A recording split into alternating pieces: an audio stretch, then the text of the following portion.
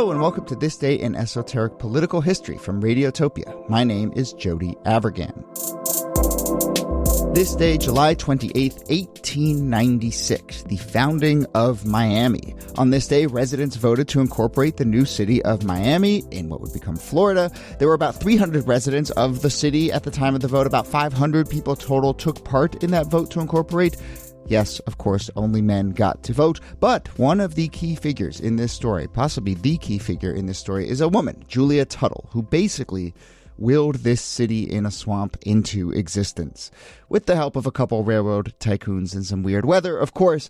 But let's talk about the founding of Miami and moreover this fascinating character of Julia Tuttle. I also think it's really interesting to use this as a chance to talk about the idea of Florida as a frontier. I mean, we've done so many episodes on this show about the post-Civil War story focused on the western frontier, but here's Florida as a frontier as well, and it has a lot of those same elements, but as always with a Florida twist. Here, as always, to discuss, Nicole Hammer of Vanderbilt and Kellie Carter-Jackson of Wellesley. Hello there. Bienvenido a Miami, Jody. Oh, there we go. Hey there. I'm sure we all have thoughts on Miami as a city now and our relationship to it. I'm thinking about Billy Corbin, who's a great documentarian and hosts a show called Because Miami. And I mean, it's a really fascinating city. It is. And I think a lot of the seeds are planted in this founding. So let's, I guess, sketch the picture of who this Julia Tuttle is, and then talk about how she kind of just pulled all these strands together and said, there's going to be a big city right here. Well, like most residents of Miami, Julia Tuttle started as a Midwesterner. She grew up in Cleveland, Ohio, and there she married somebody whose father was originally the boss of John D. Rockefeller. And so she's very much connected to the steel magnates of the Gilded Age. And I think that's where she gets some of her entrepreneurial drive. She sees these people who are considered kind of the founders of the new American economy in the late 19th century. And she takes some of that same spirit with her after her husband dies when she goes to move to where her father was. Her father was a homesteader in Florida. Like you were saying, Jody, we don't normally think of homesteaders in Florida. We think covered wagons going out west. But she was a homesteader in Florida, and she wound up at the mouth of the Miami River with about 9 other white people and looked out over the Biscayne Bay and said, hey, we could have the great American city right here. What is it that leads her to think that? I mean, certainly, the mouth of a river, a trading port, all those things kind of make sense. So we did do that episode about Oklahoma City, right? Which is really someone was just we're going to do it here. And everyone's like, really? Here? And they're like, yeah, we're going to do it here. And so there's a little bit of element of that in here as well.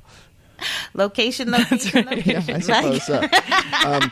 And opportunity. Miami has that, especially, at this moment in 1896, this is at the end, of the 19th century. You think of at the end of the Civil War, how one of the major pushes during Reconstruction was to industrialize the South and to create a transcontinental railroad that went all across the country.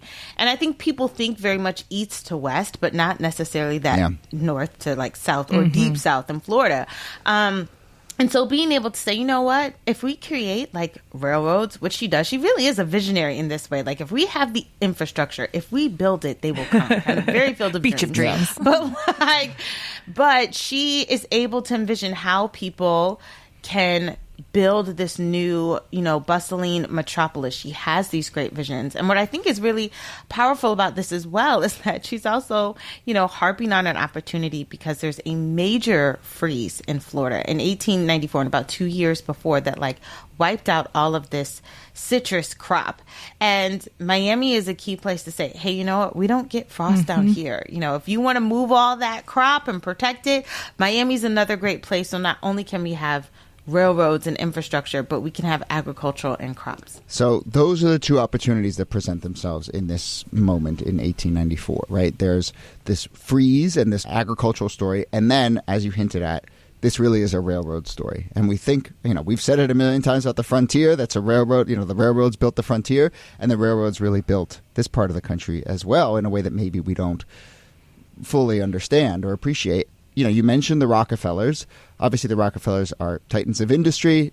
Julia is connected to them. There's a particular person, Henry Flagler, who is a business partner of John D. Rockefeller's, and he is really a train visionary, I would say. And he's the person that Julia Tuttle kind of convinces and says, look, if you extend your train down here to Miami, there's a real vision here. And I think she had kind of like talked to a few other people, and they had not come through. And then finally she gets Flagler to commit to doing this. And it's not just that she's painting him a vision and promising him that something beautiful will grow here. She and this other couple, William and Mary Brickell, so if you have ever been to Miami, you might know the Brickell area. They donate big portions of their land in order to make this happen. So Flagler is getting land in exchange for building this railroad that will make him an even wealthier person by the end of this. When there's money to be made, let me tell you. Land speculation Get in early. in the U.S.? What? I know. Get in early. So they build these trains, and the first passenger train arrives in 1896. It's worth saying, tourism is part of this too already. They're talking about, people can retreat to the south, warmer climes. How do you do that? Trains are very effective for that. But the trains are often big commercial engines as well. By the way, to the side, I went to the Florida Keys a few years ago, and it was a great trip. And on the way down, I read a book about Henry Flagler, about a scheme he had probably 10 years after this to extend the train all the way down to Key West. And if anyone's driven in that part of the country, you know that there's like miles and miles between these little islands. And I think the book is called Trains Across the Sea. Or you look at these photos of these trains and it's just like floating over the ocean. I mean, I just at a visceral level, it must have been the strangest feeling to be on a train just surrounded 360 degrees by water. Well, even just driving down the Keys, it kind of feels that way. The road just sitting there in the middle of the ocean. Right. Well, there's the 7 Mile Bridge, right? It's 7 miles at one point between these two islands. Good name. So there was a push to extend that railroad, and it was in part. Well, I mean, the book, and I think the story is largely that Flagler was at this point kind of like in his Citizen Kane vibe, like just going for it a little bit, a little diluted, trying to will this thing into existence. And other people were like, this might be pretty tough. Like, have you heard of hurricanes? Like, that might be a thing. I know. And so it kind of fails. We don't take weather into account. But it's the same sort of thing where he has this vision of like, if we build this railroad going all the way down to Key West, I mean, he had a vision of Key West as the major American port, unlocking the entire Caribbean, and then stuff would go on trains up to Miami and then to the rest of the country. So I say that all to say, it's a great book. You should visit Key West, but also that it really was this period where it's like one visionary with one railroad track can just unlock an entire kind of part of the country. And Key West also has that kind of vibe when you go there, almost like this vintage vibe, I guess. I've been to a lot of places in Florida, but something about Key West always feels old and historic. And it wouldn't have been that way had the train succeeded and it's all of a sudden one of the major ports, shipping ports in America. I mean, that's the other side of the story. And Key West stays, as we're talking about, pretty sleepy, but Miami grows pretty quickly. By the 1920s, when Florida is the center of a land speculation boom, there are 30,000 people there, so it's grown 100-fold in just 25 years. And then the city is flooded with GIs who come following World War II, Cuban refugees who come after the revolution in the late 1940s and the 1950s. And all of this contributes not only to Miami's enormous growth into a pretty big city, but also to the diversification of Miami. I mean, I joked earlier that it's mostly made up of Midwesterners, but of course it has people from all over the Caribbean and from Central and South America. It's got a large, often segregated still, Black population. And it is a very different city than I think Julia Tuttle had imagined when she was founding it in the late 19th century.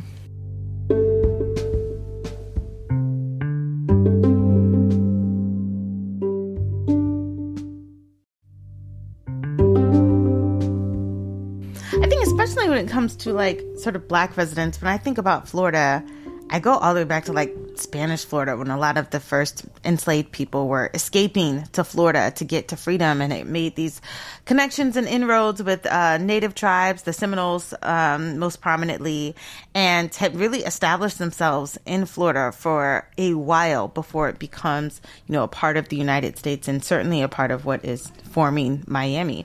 But Black people are helping to shape the city as well. I mean, they are some of the primary workers on the railroads. And so they're building everything that people are engaging with. All of that in structure is built by Black labor. And when they make this petition, there are about 100 Black people that vote for this as well. So it's also a history. I think we just don't seem to talk about the relationship between Black Floridians and the role of Miami. Yeah.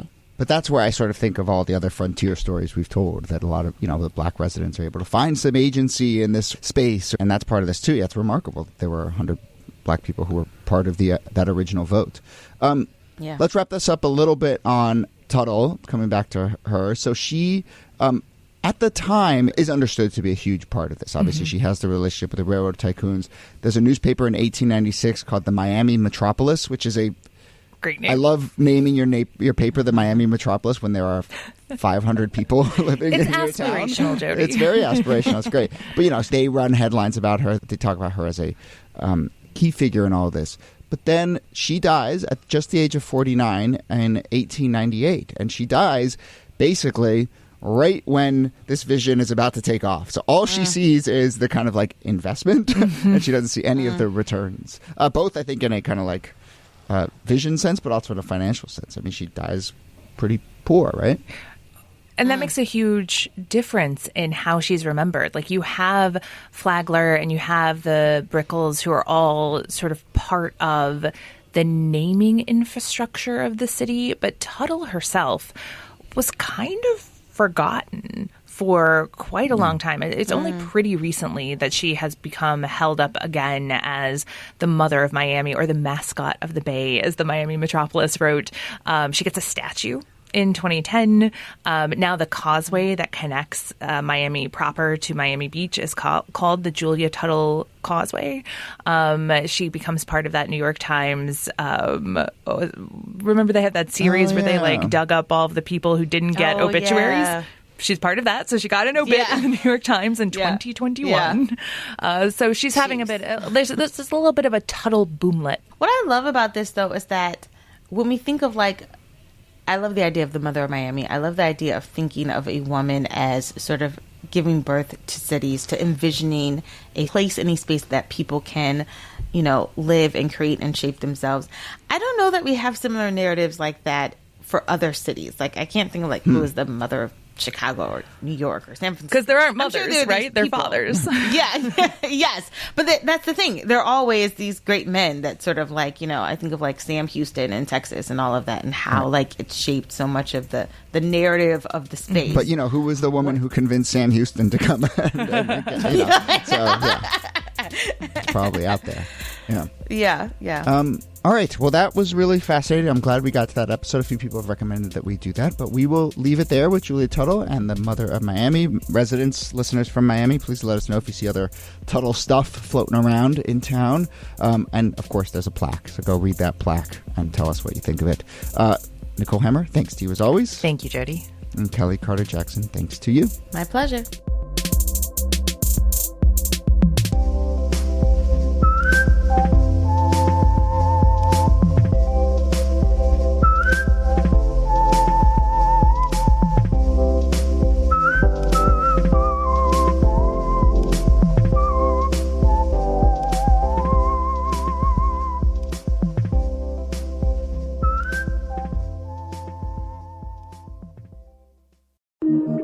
Radiotopia. From